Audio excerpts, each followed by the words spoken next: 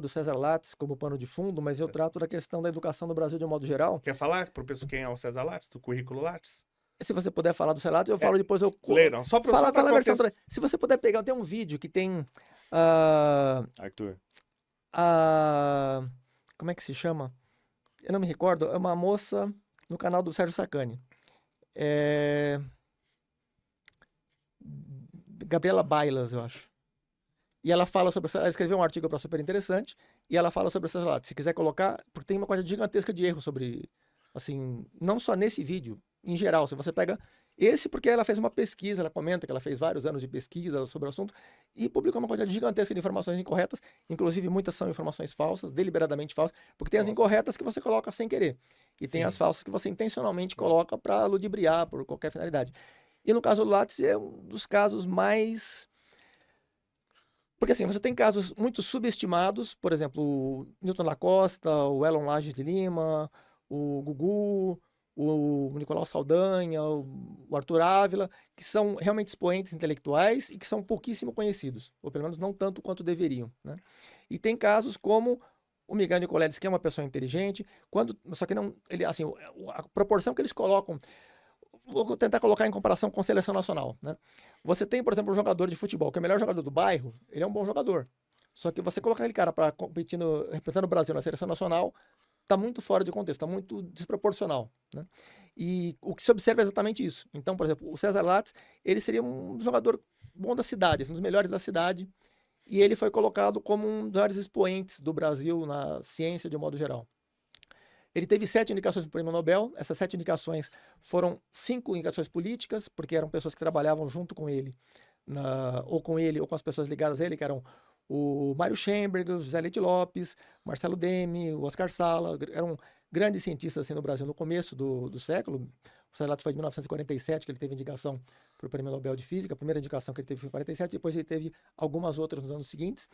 E só que todas as indicações foram políticas, né? Na verdade, teve 2 que não foram políticas, que foram por publicidade do Radzika. O Radzika foi um prêmio Nobel de Química, que ele não conhecia o trabalho do Lattes, mas ele viu a propaganda que estavam fazendo sobre o Lattes. Ele não interpretou como sendo propaganda, ficou meio que com pena do Lattes, porque achava que ele estava sendo injustiçado, e fez indicações, tipo, eu vou corrigir essa injustiça, vou fazer indicações para colocar esse rapaz, para ele ganhar o prêmio Nobel.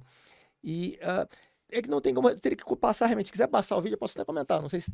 Não, a gente Se coloca quiser passar. na descrição. Porque se passar dá problema de direito. Não pode passar, e a porque... gente também não está preparado, sabe? A gente não treinamos, Tá. as conexões aqui... O Lattes é uma questão bastante delicada, porque você tem esse exemplo, mas tem dezenas, centenas, milhares de todas as mídias. Agora teve, por exemplo, uma homenagem que foi feita ao César Lattes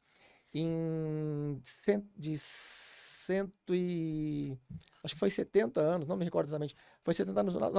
Ele tinha 1947, ele tinha 24 anos. Então, acho que 100 anos agora do Lattes, né? 1924. Isso. 1924. Então, foi 100 anos do nascimento do Lattes. Fizeram uma homenagem a ele, que acho que ele teve os méritos dele, só que fala o que você acha, a sua opinião, o que você... Por exemplo, o que eu pensava do Lattes, provavelmente o que você pensa. Eu comecei a corrigir minha opinião sobre o Lattes quando eu entrei numa discussão em 2001, 2002, com uma pessoa que conheceu o Lattes junto com o Powell em 1950 e pouco.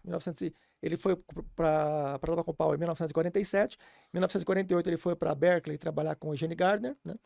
E as pessoas que conviveram com ele lá, a imagem que eles tinham era completamente diferente, e não só lá, no mundo inteiro, né? Só no Brasil que eles construíram uma imagem totalmente distorcida, publicitária, porque eles queriam trazer dinheiro do governo para comprar equipamento e construir prédios, o que não é necessariamente ruim. De formar um herói. Mas e até aí não é ruim, o problema não é esse. Uma parte do problema, mas aí que tá. Porque eles pegaram pessoas que não eram... Aquela parte que estava citando do futebol, por exemplo. Eles pegaram pessoas que eram os que faziam parte do grupinho deles, que seriam os melhores jogadores do bairro. Em vez de... em 1947, em 1949 foi fundado o CBPF, e em 1952 foi fundado o INPA. O INPA é da matemática, o CBPF é da física. O CBPF seguiu um caminho de comprar equipamentos e construir prédios. O INPA seguiu o caminho de identificar talentos e investir nesses talentos para que produzissem conhecimento de alto nível. O INPA acabou... Importante. O INPA acabou ganhando a medalha Fields. Não foi o INPA, foi o Arthur Ávila, mas assim, foi criação do INPA, né? E eles criaram a Olimpíada da Matemática, trouxeram a Olimpíada da Matemática para o Brasil em 1979. Ela foi criada em 59 na Romênia, trouxeram para o Brasil em 79 como um instrumento para a identificação de grandes talentos. E funcionou de fato, né? E começaram em 52, o Brasil estava, tanto a física quanto outras ciências de modo... A USP foi fundada em 1934, né? Antes já tinha o Largo São Francisco no final do século XIX, só que era só direito. Sim, sim. Aí, a partir de 1974... essa aqui, né, Gabriela? Isso, essa aí. Aí, para achar o trecho. aí tava falando da USP, me perdi agora. Eu te cortei, Mas, desculpa. não, imagina. Eu que me enrolei. Mas estava falando sobre... Estava comparando com jogadores de futebol. Depois fui para outro assunto. Agora eu me perdi um pouco, mas me enrolei um pouco. Mas o ponto central é, se você pega, por exemplo, o Lattes foi uma pessoa altamente capacitada, mas ficaria mais ou menos no nível de um jogador campeão de bairro, assim, um dos 5 melhores do bairro. Tinha crianças extremamente talentosas. O INPA foi atrás de identificar essas crianças talentosas para oferecer subsídios para essas crianças, para se desenvolverem intelectualmente, culturalmente e trazerem grandes prêmios de contribuições relevantes para a ciência, para a comunidade acadêmica de modo geral. E o INPA acabou colhendo esses frutos. Sim. O CBPF foi para o caminho de aquele grupinho deles, que incluía César Lattes, Leite Lopes, etc., em vez de trazer outras pessoas, identificar outras pessoas e colocar subsídios literários, treinamento acadêmico, recursos financeiros, sim. E aí seguiram por esse caminho. Em grande parte, eles eram... Aí você vai gostar porque eles eram todos comunistas, né? Mas você não acha que isso acontece em tudo no Brasil? Inclusive o Mário Schembrick, ele foi eleito deputado estadual pelo PCdoB. Ele concorreu 2 vezes, a primeira vez ele foi eleito, na primeira vez ele não foi eleito, ele ficou como suplente, na segunda vez ele foi eleito, mas ele não pôde assumir, justamente porque ele estava ligado ao PCdoB e não deixaram que ele assumisse. Porque eu falo isso porque, por exemplo, vamos pegar uma outra área diferente da ciência, vamos pegar a indústria cinematográfica brasileira. Acho que, via de regra, as pessoas concordam que o cinema é um lixo no Brasil. E não só um lixo, como tem esse problema que eu acabei de citar com a ciência, tem muito mais grave justamente na cultura, que eles chamam de cultura de um modo geral, muitas vezes nem é uma cultura propriamente, é mais um comércio, né? É um comércio travestido de cultura e... Porque, por exemplo, a Fernanda Torres acabou de ganhar o Globo de Ouro, que pra mim não significa absolutamente nada.